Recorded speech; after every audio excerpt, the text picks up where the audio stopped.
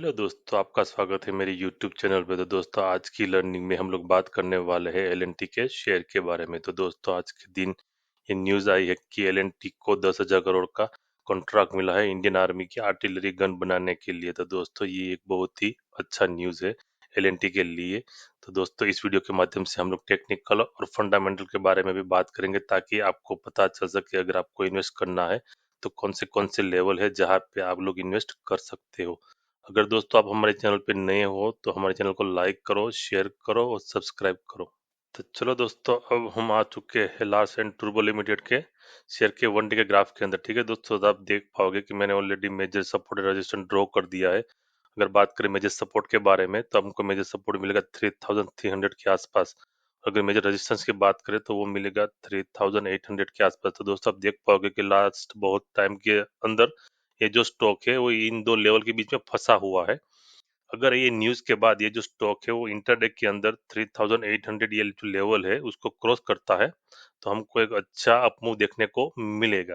अगर ये क्रॉस नहीं करता है तो वापस हमको थोड़ा बहुत प्रॉफिट बुकिंग के लिए भी देखने को मिल सकता है। ठीक है, तो दोस्तों अब हम लोग बात करते हैं वीकली ग्राफ के अंदर कि वीकली ग्राफ में इसका पोजीशन क्या मिल रहा है।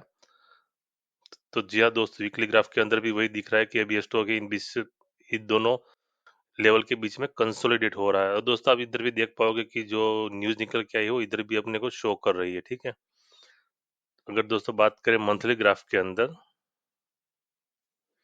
तो जी हाँ दोस्तों, मंथली ग्राफ में आप देख पाओगे कि जो स्टॉक है अभी कंसोलिडेशन कर रहा है, ऐसा हमको मालूम चल रहा है। तो अगर कंसोलिडेशन जोन के बारे में बात करें तो अभी मिल रहा है मंथली ग्राफ के अंदर 3400, यानी कि 3500 के आसपास मान के चलते हैं। और अपर लेवल जो रहेगा वो 3800। अगर मंथली ग्राफ के अंदर ये 3800 को क्रॉस करता है तो हम लोग अच्छे खासे लेवल से एंट्री ले सकते हैं। तो चलो दोस्तों, अब हम बात करते हैं स्टॉक के फंडामेंटल के बारे में। तो दोस्तों, आप देख पाओगे तो कंपनी का जो मार्केट कैप है वो 5 लाख करोड़ है। बात करें स्टॉक के पीई के बारे में तो 37.2 है। बात करें रिटर्न ऑन इक्विटी के बारे में तो सिर्फ 14.7% मिल रही है, यानी कि मीडियम हम लोग बोल सकते हैं। अगर बुक वैल्यू देखें तो 649 रुपीज है। ठीक है, वो एक्चुअली बहुत ही कम है शेयर के एक्चुअल प्राइस से। ये जो कंपनी है हर साल डिविडेंड येल्ड पेड कर रही है 0.77% और फेस वैल्यू 2 है। तो दोस्तों, अब हम बात करते हैं लास्ट 2-3 क्वार्टर के रिजल्ट के बारे में, ताकि हमको पता चले कंपनी का कितना सेल्स हो रहा है और कितना प्रॉफिट हो रहा है। अगर बात करें दिसंबर 2023 की, ठीक है, तो उसके अंदर कंपनी का जो नेट सेल हो 55,100 करोड़ हुआ था। उसके बाद के क्वार्टर में 67,000 करोड़ हुआ था। ठीक है, उसके बाद के क्वार्टर की बात करें तो 55,100 करोड़ हुआ था। और सितंबर 2024 के अंदर 61,500 करोड़ हुआ था। यानी कि हम लोग मान के चल सकते हैं कि कंपनी का जो क्वार्टर परफॉर्मेंस है वो अप डाउन थोड़ा बहुत हो रहा है, लेकिन वो नेग्लिटेबल है। अगर बात करें नेट प्रॉफिट के सामने उसके सामने तो दिसंबर 2023 के अंदर कंपनी का जो नेट प्रॉफिट है वो 3,500 करोड़ के आसपास हुआ था। उसके बाद में 5,000 करोड़। ठीक है, उसके बाद लाइक जून 2024 के अंदर 3,400 करोड़ हुआ था। उसके बाद की बात करें तो 4,000 करोड़ हुआ था। ठीक है, इसका मतलब ये है कि अगर कंपनी का प्रॉफिट बढ़ रहा है, सॉरी कंपनी का सेल्स बढ़ रहा है, तो उसके सामने कंपनी का नेट प्रॉफिट भी बढ़ जा रहा है। अगर कंपनी का नेट सेल थोड़ा बहुत कम हो रहा है तो उसके सामने कंपनी का जो नेट प्रॉफिट है वो भी कम होता जा रहा है। अगर बात करें ईयरली प्रॉफिट और लॉस के बारे में तो हम लोग लास्ट 2-3 ईयर के बारे में देखते हैं। बात करते हैं मार्च 2022 से। तो मार्च 2022 के अंदर कंपनी का जो नेट सेल है वो 1,56,000 करोड़ हुआ था।